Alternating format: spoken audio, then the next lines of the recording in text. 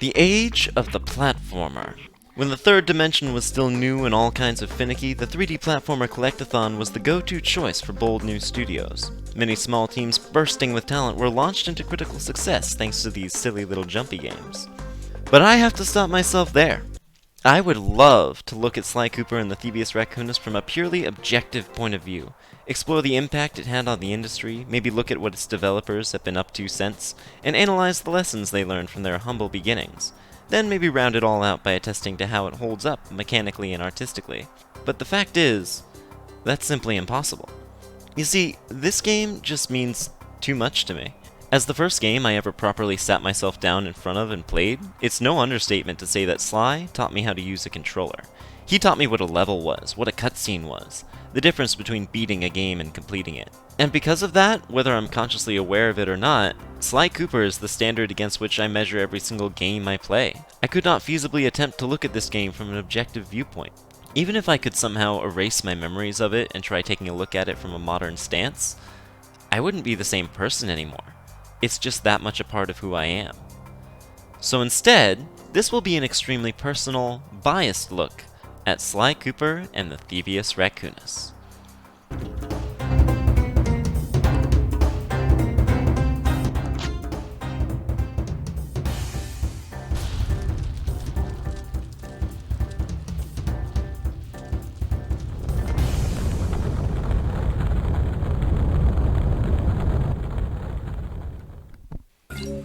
I want to start with the titular raccoon himself, because I love how much of an immediately identifiable design he has. Compare him to a number of other mascot platformers, like Jack, Ty, Banjo, and even Mario. Pretend for a moment that you know nothing about these characters, and tell me what you can glean from their designs alone. To be fair, there actually isn't much more to Mario's character than the fact that he's cheerful and he jumps a lot, and this design brings that across rather thoroughly, I would say. But now, take a look at Sly. Look at his pose, his outfit, even his species. You know what he does. He's a thief. He doesn't just evade obstacles and enemies, he sneaks through them. He doesn't just collect things, he takes them from under the noses of his adversaries. An enormous amount of effort has been made to consistently bring that across in so many of the game's elements. In how many other games would these lasers here just be deadly, or at least damaging? Here, instead, they're motion sensors. They trigger an alarm to capture that Hollywood feeling of a heist gone awry. Until that happens, the music stays quiet and understated, like the musicians are trying really hard not to wake their parents up. Guards with overbright flashlights roam the halls and hem and haw when they hear little noises that you make. It's also deliberate to create that mood. That's what makes Sly stand apart, and indeed stand out from the platformer crowd. The crux of the matter is, Sly feels sneaky. This is all starting to sound a bit baby's first stealth game, isn't it? Well, that wouldn't surprise me, but the idea of something being meant for kids has never inherently reduced its appeal for adults.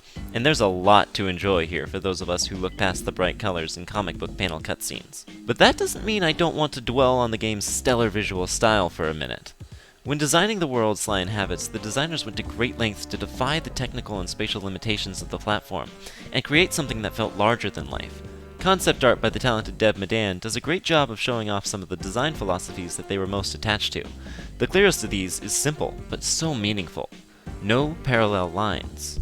The world is angular, wonky, nothing quite fits together. It's surreal and striking. It's the sort of thing they could have so easily gotten away with not doing.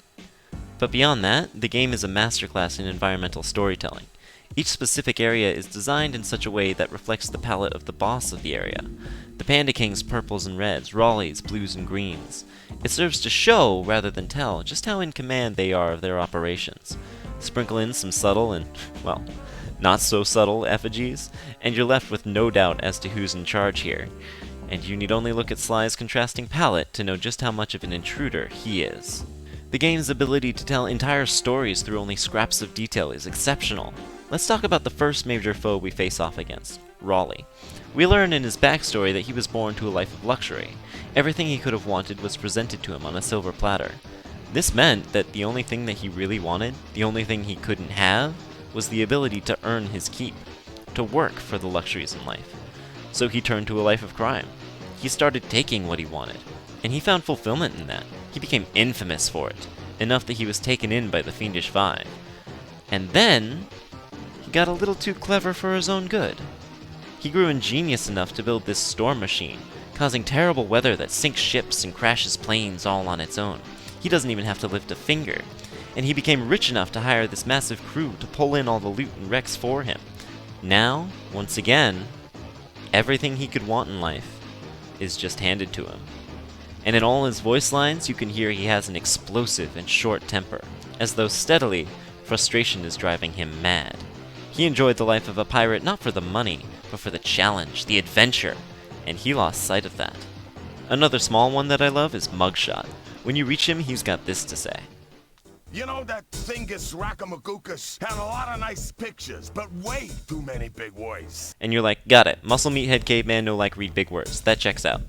But then, not 10 seconds later, he's hitting you with those $5 vocab words. What, are you kidding? You break into my place, steal my stuff, trash the joint. I feel transgressed and violated. Let's rock! As a kid, I used to think that this was an odd contradiction. Like, he just said he didn't like big words, right? Where'd that thesaurus come from? Well, you know what it is? He read the book. He may have liked it more for the pictures, but he stuck with it. He may still project the image of being a Neanderthal, but he's got the determination to build up his brain as well as his brawn. All the details are there, but the game is more than happy to let you just gloss over it and focus on the joy of the platforming challenge and the thrill of the chase. One could be forgiven for thinking that the story the game actually presents up front and center is somewhat typical? I guess that's fair to say. You see, Sly was orphaned at a young age, and one of his family's most precious heirlooms, the Thievius Raccoonus, was stolen that same night. The book is a symbol of the Cooper clan's immense thieving legacy. Each new thief inherits the book and adds their own skills and exploits to it in turn, thus ensuring that their descendants enjoy even greater success. So, without the benefit of all that book's knowledge, Sly has to fight his way through all 5 members of the group who stole everything from him, and reclaim that book one page at a time. Another elegant little consequence of this formula is that every page we earn doubles as a power-up, as it teaches Sly another thief maneuver to add to his arsenal, thus motivating the player to find these bits of knowledge every bit as much as Sly. We call that ludonarrative resonance.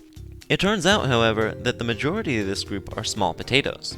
The first 4 members, while they all serve a sort of illegal role in the Fiendish Five, brains, brawn, mystic arts, and explosives, none of them compare to Clockwork. We were on our way to the Krakharov volcano in Russia. While looking over what little information I had on the final member of the Fiendish Five, I began to notice something. In the 4 parts of the Thievius Raccoonus recovered so far, several of the pictures depict a shadowy owl-like figure, which looks very similar to the police images of the mysterious Clockwork. Is this a strange coincidence, or is there something I'm missing? The final opponent we face isn't just some bully. He is the singular rival of the Cooper clan, an immortal owl who is dogged after the entire line of master thieves in pursuit of their thieving reputation. We come to discover that he was completely aware of Sly's presence when he ruined his life, but deliberately chose to spare him. Taking the book was Clockwork's play at poetic justice. Without that book, Sly would grow up without the benefits of his ancestors, and he would pale in comparison to their thieving expertise, forcing the legacy to end with him, and allowing Clockwork to eclipse their reputation and finally claim his, best thief in the world trophy. Yeah! As a being who has lived for hundreds, if not thousands of years, Clockwork represents a foil to the idea of legacy and inheritance. All the knowledge he has amassed over the years is his alone. It was not bequeathed to him, and he will not pass it on. He is the one superior being.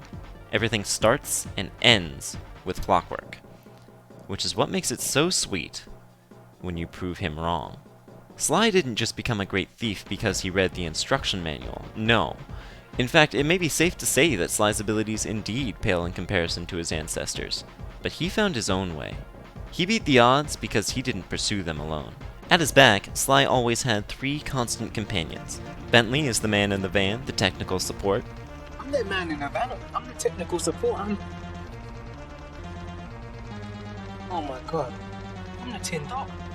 And in gameplay, he functions as general tutorial giver. This is yet another elegant merging of the medium with the themes and tropes of Hollywood heists. Bentley is a caricature of the brains of the operation stereotype, someone who's invaluable for their intellect, but never deployed on the field for their lack of physical or social skills. As a turtle, he brings that across almost perfectly. He's the sort of animal whose first response to danger is to retreat into his shell. Murray is very much the opposite. He's the wheelman of the group, always ready on the road to vroom the group the heck out of Dodge. Outside his van, though, he's sort of incompetent, portrayed as a blundering burden who needs the much more capable Sly to help him out when he fumbles into a bad situation. Both of them get their time to shine, especially in the game's final set of objectives, but you need look no further than the fourth member of the main cast, Carmelita, to get an idea of just how competent this upcoming team of game developers were.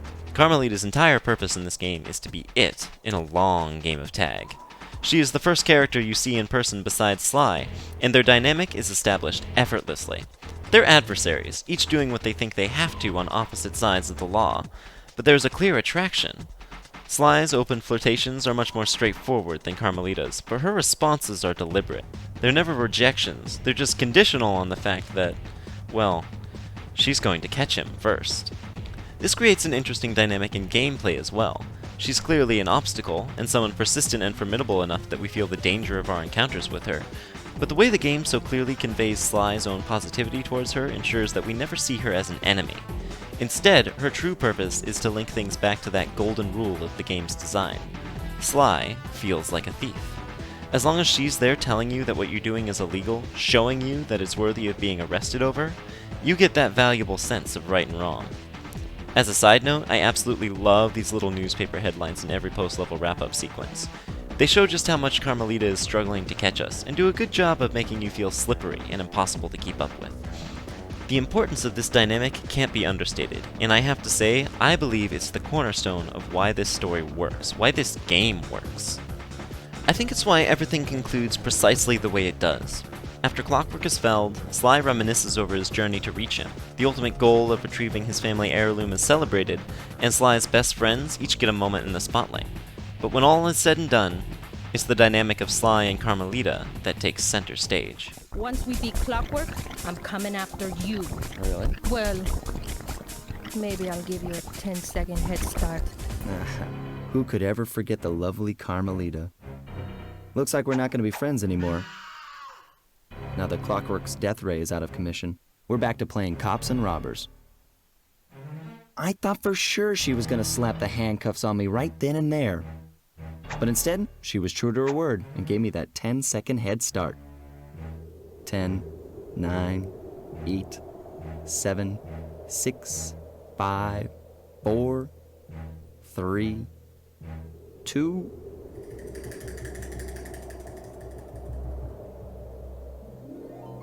1.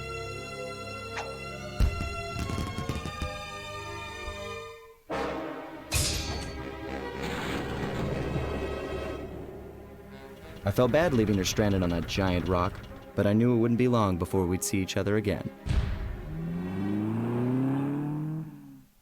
Maybe that's the real story here. But that's a story for another day.